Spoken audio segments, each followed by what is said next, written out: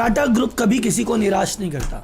ये देश को ताकत देता है, कंज्यूमर को बेटर प्रोडक्ट देता है और इन्वेस्टर को मस्त रिटर्न देता है। टाटा ग्रुप की कई कंपनियां, चाहे वो टीसीएस हो, टाइटन हो या टाटा एलेक्साई, इन्होंने कईयों को करोड़पति बनाया। और राकेश झुनझुनवाला एक बहुत बड़ा एग्जांपल है कैसे टाइटन ने उनको जीरो से उठा के हीरो बना दिया। इसी टाटा ग्रुप का लास्ट आईपीओ आया था 25 अगस्त 2004 में। टीसीएस जो आज की रेट में उस वैल्यू से 34 गुना बढ़ चुका है मात्र 19 साल में। अब उसी टाटा ग्रुप का 19 साल 3 महीने और 17 दिन बाद एक नया आईपीओ आ रहा है, टाटा टेक्नोलॉजीज। बाजार में इसको लेके जबरदस्त एक्साइटमेंट है। इसका जीएमपी 350 से ऊपर चल रहा है, मतलब 500 रुपए इसका प्राइस बैंड है और ये शायद लिस्ट होगा 850 रुपए, जो कि लिस्टिंग गेन 70% देने की एक उम्मीद रखता है कि शायद 70-80% का लिस्टिंग गेन पहले ही दिन ये शेयर दे डाले। क्या आपको भी इसमें इन्वेस्ट करना चाहिए? और अगर आपने इन्वेस्ट किया और आपको अलॉट हो गया तो क्या इसको लिस्टिंग गेन लेके छोड़ देंगे या लंबे समय तक बनाए रखेंगे? और इसमें लिस्टिंग गेन भी होगा या नहीं, और होगा तो कितना % हो सकता है, ये सब डिस्कस करेंगे आज की वीडियो में। लेकिन क्या ये टाटा टेक भी टीसीएस या टाइटन जैसा कमाल दिखा पाएगी? क्योंकि इनमें टीसीएस में, टाइटन में और टाटा टेक में एक कॉमन चीज है, वो वीडियो में आगे जाके डिस्कस करेंगे। अब इससे पहले मैं आपको सीधा बताऊं कि लेना है कि नहीं लेना, करना क्या है, आप इससे पहले ये समझिए ये कंपनी करती क्या है, ये जिस इंडस्ट्री में ऑपरेट करती है उस इंडस्ट्री का भविष्य क्या है, इसके कॉम्पिटिटर कौन कौन है, इस कंपनी की स्ट्रेंथ क्या है, इस कंपनी की वीकनेस क्या है। इसके बाद आपको अपने आप पता पड़ जाएगा इसमें इन्वेस्ट करना है कि नहीं करना, लिस्टिंग गेन लेना है या लॉन्ग टर्म रखना है। ठीक है, तो जनता जनार्दन की जय बोल के करते हैं वीडियो की शुरुआत।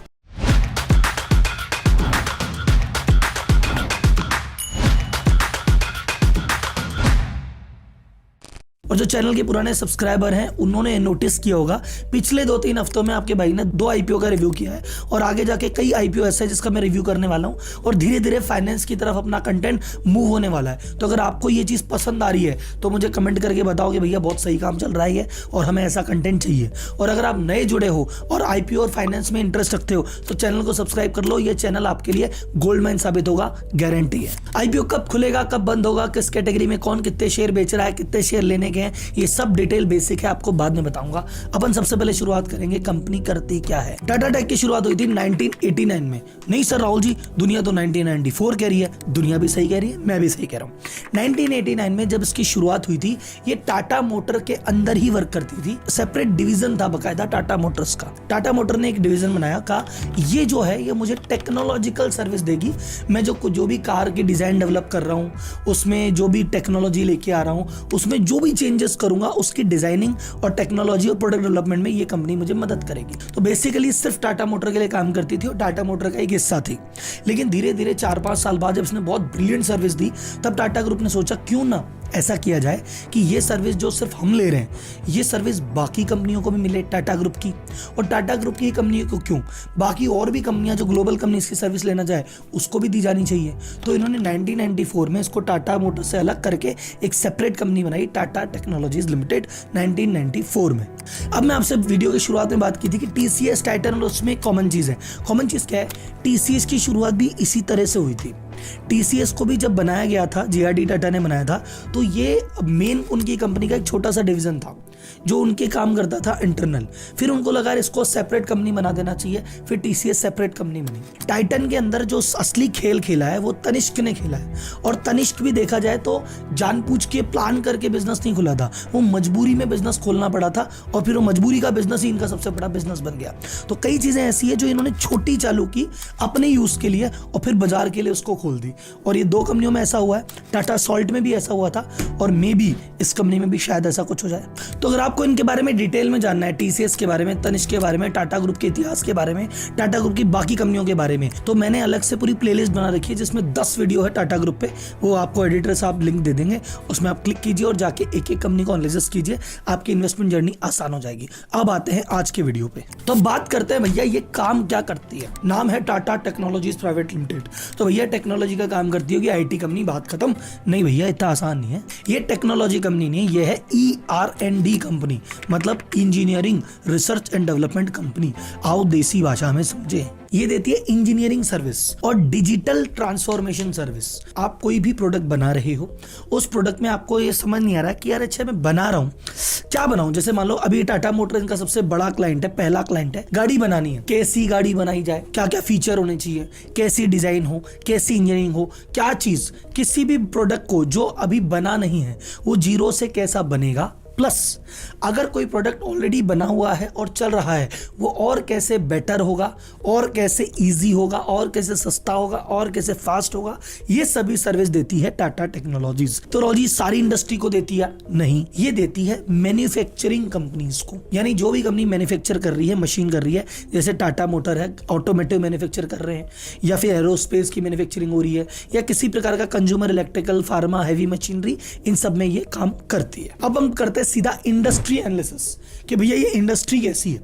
जिस कंपनी तो अच्छी है मान लो, पर इंडस्ट्री खराब होगी तो कंपनी क्या कर लेगी। तो कंपनी का फ्यूचर कैसा है, इंडस्ट्री का फ्यूचर कैसा है, सुपर फ्यूचर है भाई साहब। ये दे रही है चीजों को बेटर करना और नई नई चीजें बनाना और उनको ऑटोमेट करना और उनको इलेक्ट्रिफिकेशन पे लेके जाना। पूरा वर्ल्ड धीरे धीरे मैन्युफैक्चरिंग की तरफ जा रहा है, और मैन्युफैक्चरिंग भी नॉर्मल मैन्युफैक्चरिंग नहीं, अब वो एडवांस मैन्युफैक्चरिंग की तरफ जा रहा है। और जितना एडवांस मैन्युफैक्चरिंग की तरफ जाएगा उसको इन कंपनीज की ज्यादा से ज्यादा सर्विसेज की जरूरत पड़ेगी। ER&D पे वर्ल्ड में टोटल 105 से लेके 110 बिलियन तक का स्पेंड होता है, जो कि बहुत बड़ा फिगर है।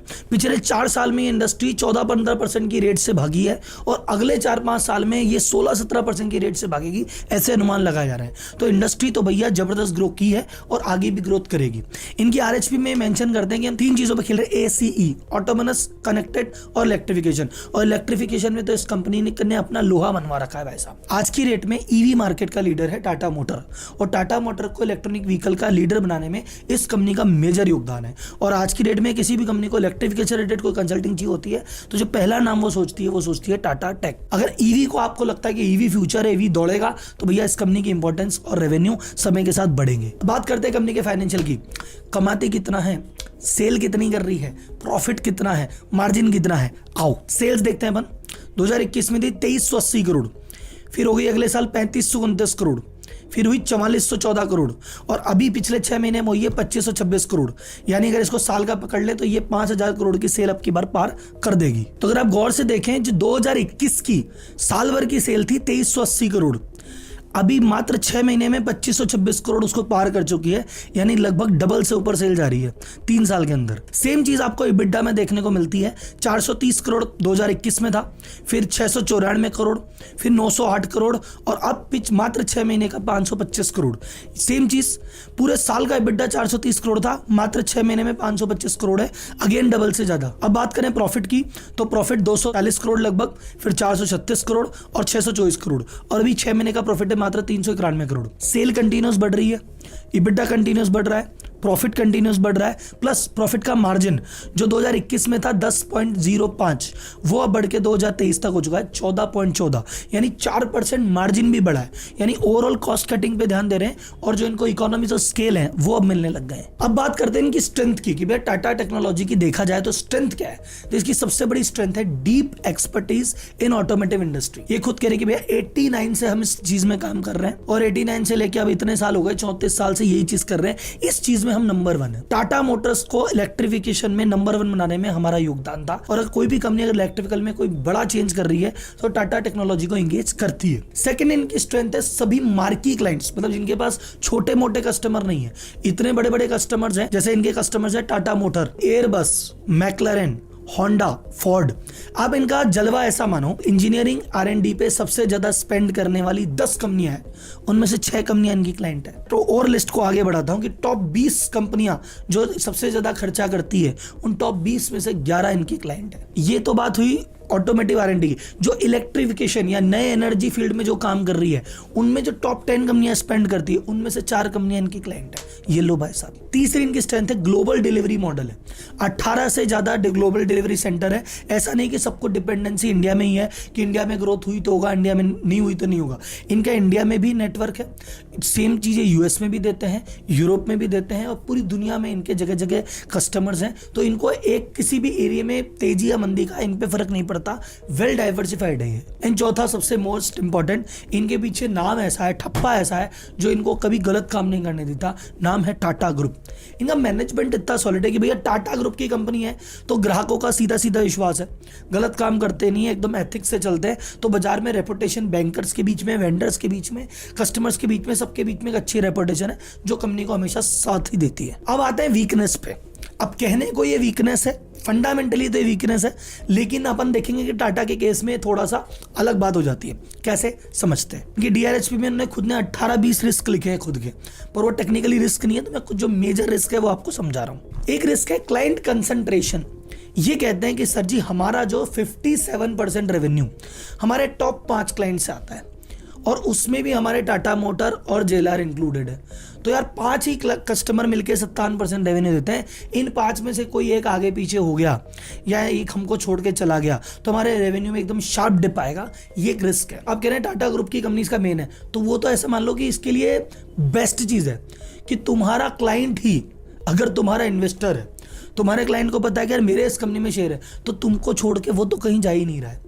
और प्लस जब तुम इस इंडस्ट्री के लीडर हो तो दुनिया तुम्हारे पास आती है। प्लस ये सेक्टर इस तरह का है कि यहाँ पे कंपनियां ऐसी नहीं है कि 1000 इनके कस्टमर होंगे, कस्टमर इनके हमेशा 20, 30, 40, 50, 100 इस रेंज में रहेंगे और बड़ी कंपनीज ही रहेगी, तो ये कंसंट्रेशन तो हमेशा रहेगा।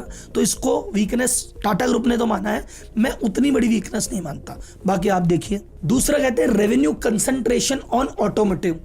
ये कहते हैं कि भैया तुम्हारा जितना भी रेवेन्यू है, 100% रेवेन्यू है, उसमें से तुम्हारा 69.09% यानी लगभग 70% रेवेन्यू सिर्फ ऑटोमोटिव सेक्टर से आता है। तो कल को ऑटोमोटिव सेक्टर में कुछ ऊंच नीच होगी तो भाई साहब फिर तुम तो लटक जाओगे। लेकिन अगर इसको पिछले साल से कंपेयर करें कि अभी सितंबर 23 में 69% है, सितंबर 22 में ये 76% था, तो 8% तो ये कम आए हैं। तो जैसे जैसे इनका बिजनेस बढ़ रहा है, बाकी और क्षेत्रों में पैर पसार रहे हैं, तो धीरे धीरे डिपेंडेंसी ओवर द पीरियड इनकी कमी हो रही है। लेकिन आज की डेट में इसको रिस्क माना जा सकता है कि भैया तो ऑटोमोटिव सेक्टर है, साइकिलिकल सेक्टर है, कल को इकोनॉमी डाउन हुई और ये भी डाउन हो गया तो हो सकता है इकोनॉमी डाउन हो, लोग गाड़ी लेना बंद कर दें, लेकिन गाड़ी की कंपनी रिसर्च करना बंद नहीं करेगी। और इनको गाड़ी की सेल से मतलब नहीं है, रिसर्च से, प्रोडक्ट डेवलपमेंट से मतलब है। बल्कि जितना ज़्यादा इकोनॉमी नीचे जाएगी, इनको और ज़्यादा रिसर्च में इन्वेस्ट करना पड़ेगा। तो इकोनॉमी का, मंदी का इन पर ज़्यादा फर्क पड़ता नहीं है। ये रिस्क है पर मेरे हिसाब से रिस्क नहीं है। एक वीकनेस ये खुद अपने आरएचपी में लिखते हैं कि देखो जी हमारा जो फ्यूचर रेवेन्यू है वो एक्सपेक्टेड है न्यू एनर्जी स्टार्टअप से। हम एनर्जी कंपनी, इलेक्ट्रिक कंपनी, इनसे बहुत रेवेन्यू आने वाला है हमको, लेकिन ये सब सारा काम स्टार्टअप स्पेस में हो रहा है।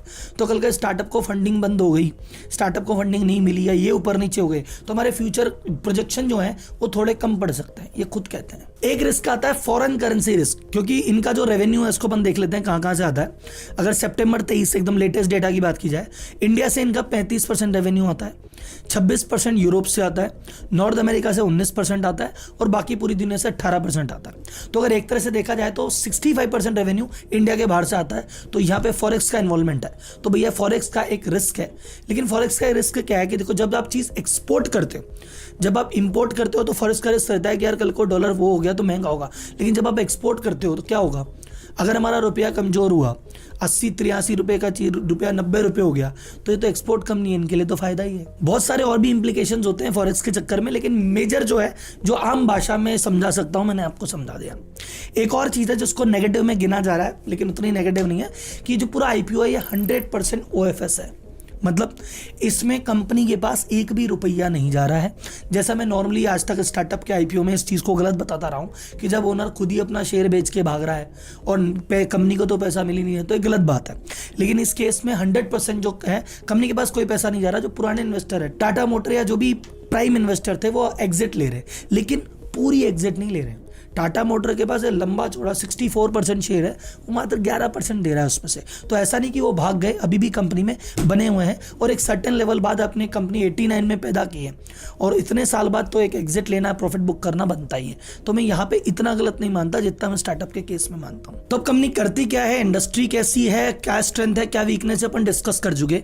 अब अपन फाइनल डिस्कशन करते हैं भैया इसको लेना है कि नहीं। ये इशू 22 नवंबर को खुलेगा, 24 नवंबर को बंद होगा, 3 दिन ये ओपन रहेगा। इसका प्राइस बैंड है 475 से लेके 500 के बीच में। इसमें टाटा मोटर अपना मेजर स्टेक निकाल रही है, 11% स्टेक टाटा मोटर्स निकाल रही है। फिर टाटा कैपिटल ग्रोथ फंड है, वो अपना स्टेक निकाल रही है। फिर अल्फा टीसी होल्डिंग करके एक पीए वेंचर है, वो अपना फंड निकाल रहा है। टोटल आईपीओ में से 10% जो आईपीओ है वो रिजर्व कर रखा है टाटा मोटर्स के शेयर होल्डर के लिए। लेकिन वो स्पेशली डेट है कि जो 13 नवंबर को जिसके पास टाटा मोटर्स के शेयर हैं, उन सभी लोगों का अलग से 10% का कोटा है, उनको उस कोटे में से अलॉट होंगे। तो अगर आपके पास 13 नवंबर की डेट में टाटा मोटर्स के शेयर थे तो आपको इस कोटे में अप्लाई करना, आपको बेनिफिट मिलेगा। 3.33% जो शेयर है इन्होंने अलग रखे हैं टाटा टेक के एम्प्लॉइज के लिए, वो एम्प्लॉय कोटे से अप्लाई करेंगे। टोटल जो पैसा रेस कर रहे हैं वो है 3042 करोड़ रुपए। और अगर इस हिसाब से वैल्यूएशन देखी जाए तो वैल्यूएशन आती है लगभग 20,000 करोड़ के आसपास।